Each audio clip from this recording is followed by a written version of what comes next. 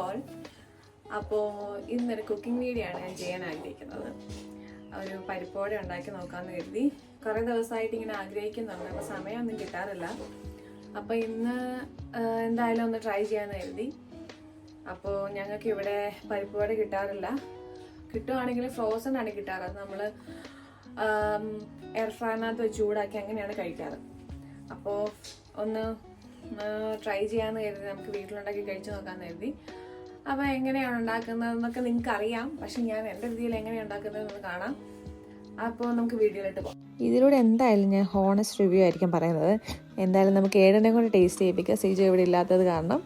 അപ്പം വേണ്ട സാധനങ്ങൾ 4 മണിക്കൂർ വെള്ളത്തിൽ കുത്തി വെച്ച പരിപ്പ്, പിന്നെ നമ്മുടെ ചുവന്നുള്ളി, പച്ചമുളകും, ഒരു ചെറിയ കഷ്ണം ഇഞ്ചി. അപ്പം പിന്നെ ഞങ്ങളുടെ വീട്ടിൽ തന്നെ ഉണ്ടായ കറിവേപ്പിലയും കൂടെ. നിങ്ങളുടെ വീട്ടിലുണ്ടായ കറിവേപ്പില എടുത്താലും കുഴപ്പമില്ല. അപ്പം എന്തായാലും കറിവേപ്പില. അപ്പം ഇനി നമുക്കിത് അരച്ചെടുക്കാം. അപ്പോൾ ഇതിൻ്റെ കൂടെ ഞാൻ കുറച്ച് ഉപ്പും കുറച്ച് മുളക് പൊടിയും കൂടി ഇടുന്നുണ്ട്. മുളക് പൊടി കാശ്മീരിയാണ് ഇട്ടത്. അപ്പം ഇതെല്ലാം കൂടി ഇട്ടിട്ട് നമുക്ക് നന്നായിട്ടൊന്ന് അരച്ചെടുക്കാം. നന്നായിട്ടെന്ന് പറഞ്ഞാൽ അരഞ്ഞു പോകരുത്, ഒന്ന് ക്രഷ് ചെയ്ത രീതിയിൽ മാത്രമേ അരച്ചെടുക്കാവൂ.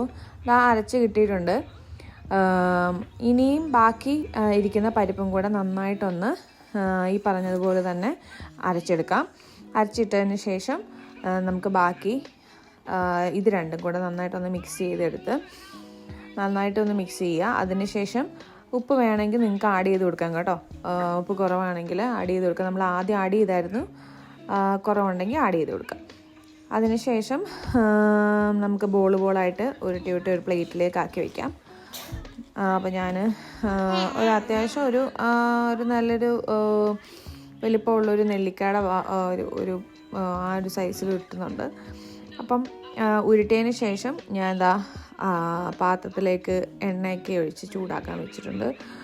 അപ്പം ഞാൻ സൺഫ്ലവറാണ് യൂസ് ചെയ്തത്. നിങ്ങളുടെ കയ്യിലുള്ള എണ്ണ നമുക്ക് യൂസ് ചെയ്യാം.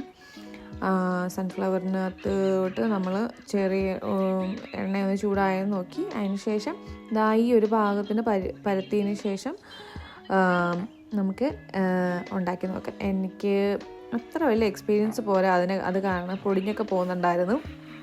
പക്ഷെ ഞാൻ അഡ്ജസ്റ്റ് ചെയ്ത് ഉണ്ടാക്കി എങ്ങനെയൊക്കെയോ. അപ്പോൾ ഇത് ഏകദേശമൊക്കെ ആയി.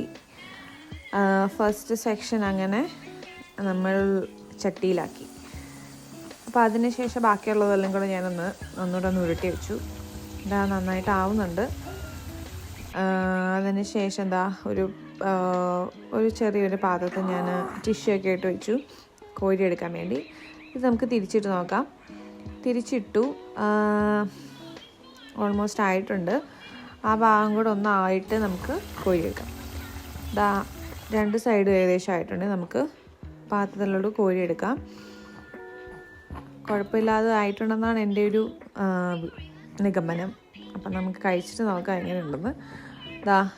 ആയിട്ടുണ്ട്. ഇനി നമുക്ക് ബാക്കിയും കൂടെ വേഗം ഉണ്ടാക്കിയെടുക്കാം. അപ്പോൾ അതുപോലെ ലാസ്റ്റ് സെക്ഷൻ. അപ്പോൾ ആ സമയം കൊണ്ട് ഞാൻ പാത്രമൊക്കെ കഴുകി വെച്ച്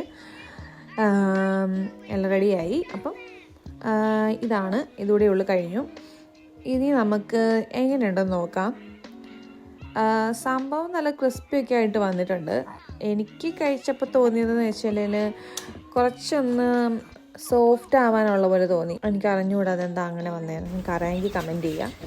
അപ്പം നമുക്ക് ഈടനെയും കൊണ്ട് ടേസ്റ്റ് ചെയ്യിപ്പിച്ച് നോക്കാം എങ്ങനെയുണ്ടെന്ന്. ഞാൻ ഇഷ്ടമാവുമെന്ന് എനിക്കറിയത്തില്ല. കഴിച്ചേ.